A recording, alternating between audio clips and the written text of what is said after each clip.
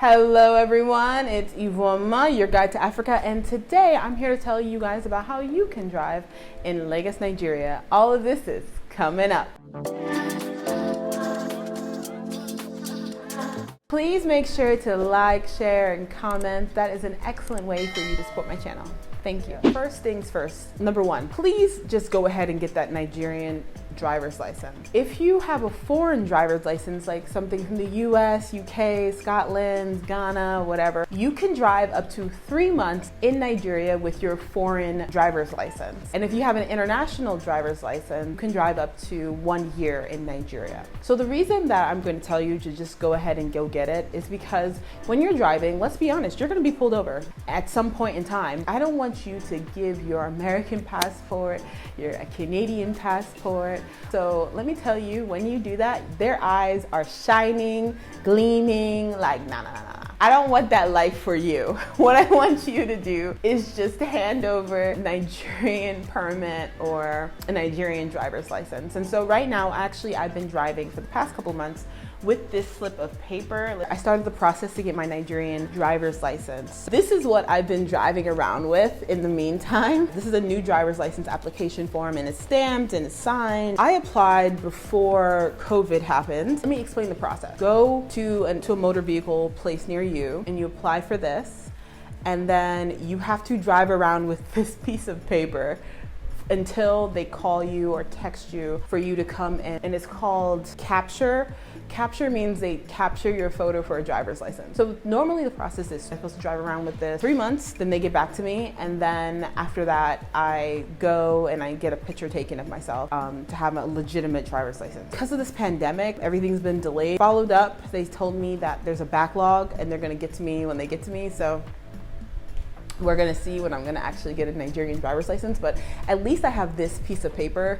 So whenever I get pulled over, I just whip it out and I show them. I do not show them my American driver's license at all. And I'm telling you, why. So just keep cognizant of that. As soon as you get here and you know you're gonna drive, just start the application process. It's gonna take forever. You need to use defensive driving when you're driving in Lagos, Nigeria. What I mean by defensive driving, I mean that you need to be aware of every car, every vehicle, every person on the road. Let me break it down. So pedestrians, you need to be cognizant of pedestrians because pedestrians are likely to just run across the street right in front of you. Even though there was a huge gap behind you, that there are no cars coming, they don't care. They're gonna run right in front of you. They're gonna dart across, so you need to watch out for them. You need to watch out for Okada. So Okada is those motorcycles, they weave in and out of traffic. And so when I moved back, there was an immediate Okada ban that happened, and so I didn't really see them on the road. But something happened during this pandemic. They came back in my area. They're dropping off people, they're back. I don't know how. I mean, I could have sworn there was a ban, but okay. You have to watch out for Danfo buses. Danfo buses is Lagos Public Transit buses. The people who drive that bus are taken over by a spirit. It is the Danfo bus spirit. They don't care. They violate every rule of driving that you've ever seen, and they have nothing to lose because many of those drivers, they don't even own that car they're in. So if they get in a car accident, they don't care. If you go up against somebody who has nothing to lose, you will always lose, right? And then you have to watch out for 16-wheelers and oil tankers and all those really, really big trucks because they're huge and they don't care. What are you gonna do? Cut them off? Are you really gonna cut off a 16-wheeler? What are you gonna do? You better back up. If they wanna turn in the middle of the road, then back up. It is what it is, the bad road. Yeah, they're a huge challenge. Just bad road. There's nothing you can do about it. You just have to modify your behavior. And then, the next challenge is other drivers. So there are 6 major challenges. So this is supposed to be a 2-lane highway. I'm actually driving in the middle. I don't even know how I got here. I was in the 2nd lane and then I was pushed out. This is supposed to be 2 lanes. So there's 4. They made a 4-lane road. It's 4 lanes now. And then plus 2. That's a one-way road. That's a one-way road. You see all those cars coming that way? That's how it's supposed to be. So people decided to create 2 more lanes over there. Which is really just driving up all the traffic in the front. This is just so annoying. Driving at night is a huge challenge here. So when you drive at night, take your time. Challenges during the day, everyone here drives with high beams on. Everyone here drives with high beams on. As we both know, right, high beams blind you. High beams are supposed to be used for special occasions. That is not the case here. People are driving on highways with high beams on, and it's a lot of people. Driving here at night is a challenge, so there really should be no point in time where you're speeding, just behaving badly. So take your time at night, take it easy. You don't need to stress or worry, just focus on what you're doing. When you're turning, don't expect anyone to yield to you. Before, when I was driving, elsewhere, before I turned for a gap in the road or people to slow down, and then I would turn. No, you don't do that here. If you can wait for a gap, oh my gosh, take that gap. But if you just see a stream of cars and you're trying to make that U-turn, I would tell you to hold the brake, pump that brake, inch forward, inch forward, inch forward, inch forward, inch forward, and then just turn. Like, there should be no reason why you wait for anybody. And a funny thing happened to me, how I learned this. Stopped. Okay, so I drove from Ibaju to Lekki Phase 1. And at Lekki Phase 1, I could not figure out how to make this turn. Like, I was trying to turn, and I could not figure it out. Like, I'm like, nobody's letting me go. There's no gap in the road. There are just so many cars. Everyone's moving fast. How am I supposed to turn? I told you I got cursed out by She got cursed out today on the way here. Some guys, actually, four guys. Four guys who cursed me out. But I did deserve that one, I have to say, because I really did stop. I didn't understand how to burn. So I was like, so then they drove around me, stood next to me, cursed me out, told me how to burn, and then I followed them. Okay. So they were like, yeah. No, at least I learned from them. From them, okay. Yes, so people are not going to yield to you at all. I don't know what it is. Like, even if you're turning, people can see that you're turning, they're gonna swerve around you to not let you turn still. It's very strange. Just understand that you can't wait for that gap. You just have to turn into traffic, which is terrible advice. Like, in another country, that's a horrible advice. But again, this video is for Lagos, Nigeria. Even driving in Lagos is very different than even driving in other cities in Nigeria. People are going to hit your car, just suck it up. People are gonna ding your car, people are gonna hit your side mirrors, people are going to just hit your car. I don't even know, there's nothing else I can say.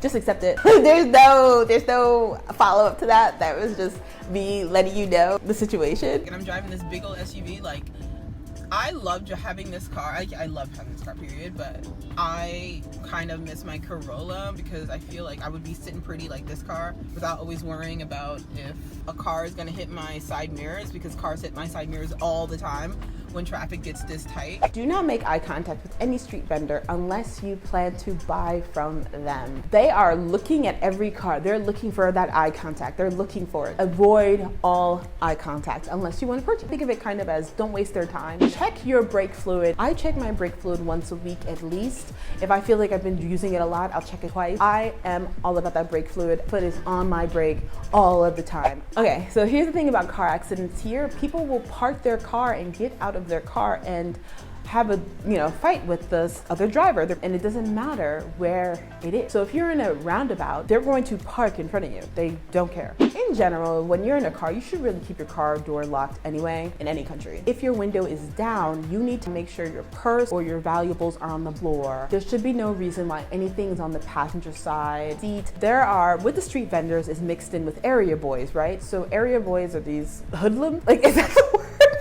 Is that offensive? I don't know. Like, I consider area boys like hoodlums, jobless youth. I'm actually incorrect. Definitely correct me in the comments below. But from what I understand, area boys are these guys. They're jobless. They're young, always looking for these open windows so they can snatch purses or get something from a driver. So I'm going to tell you, especially us ladies, a lot of us do keep our purses on the passenger side seat. To start training ourselves to do, and that's what I've done since moving here, is I keep my purse on the floor. If my window is rolled down in traffic, then I keep nothing valuable on the seat. Everything is on the ground. So yeah, that's my tip to you. Yeah. So you're going to hear a lot of horning, a lot of honking.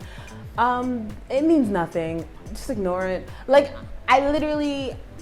so many people are honking. I don't even know what people are honking about, so I just ignore it. I don't know what's happening. We're in traffic. We're all going 1 mile an hour. Why are you honking? We are all in the same spot. We are literally all going 1 mile an hour. Why are you honking? I literally cannot move, bro. I cannot move. You know why I can't move? Because I'm stuck in 4 or 5 lanes of traffic. Why are you honking behind me? So that's why I've just literally just tuned it out. Honking and all this stuff means nothing to me at all. So I don't know if that's dangerous. I don't know, but I don't pay any attention to honking. Honking here is like, hi, bye, I just want to be heard. Like, there's just different types of honk. I don't know what's happening. I don't know why people are doing this. I don't know. So those are my tips for driving in Lagos, Nigeria. If you guys have any tips, comment below. Let me know if I'm off, if I forgot some things. And yeah, have a great day. Bye now. Yes, so I'm driving in Lagos. I'm driving in Lagos. Can you believe it? Two hands though, two hands. But yes, I am driving in Lagos, people. I'm so excited. Like, what? I can actually drive here. I was so scared. That was the one thing I didn't think I could do here, was drive in this city. But man, I really can drive here. The only thing is that it's like a lot of really defensive driving. Like right now, this guy just got out of his car in the middle of the street. Like, why? And now look, there's all these bread people. I can't run down anybody. You know, I'm lucky because the roads are pretty clear. But But yeah, like it's crazy. Your street is coming up, right? Yes. Here? Where that guy turned, yes. This turn. Yeah. Do a smooth turn. I need to do a smooth turn. But yes, I'm out here driving. Freedom! Ah, I feel like a total Lagos babe. Total Niger babe. I can drive here like, yes. So last night was the very first time I drove. I drove at night. It was like 10 p.m. at a job market. Aja is like a very congested marketplace with so many people in it, and I drove there. Like the mechanic dropped off the car, I picked it up, I drove all the way home. Drove for like an hour home in like massive traffic with these freaking buses that are dangerous to the road, 18-wheelers that don't care, that will turn in front of you anyhow. People just crossing the streets however they want. But I drove and I just was so proud of myself. Like I drove at night. First time ever in Nigeria, and then I drive at night. Like through Aja. Like that's not a game.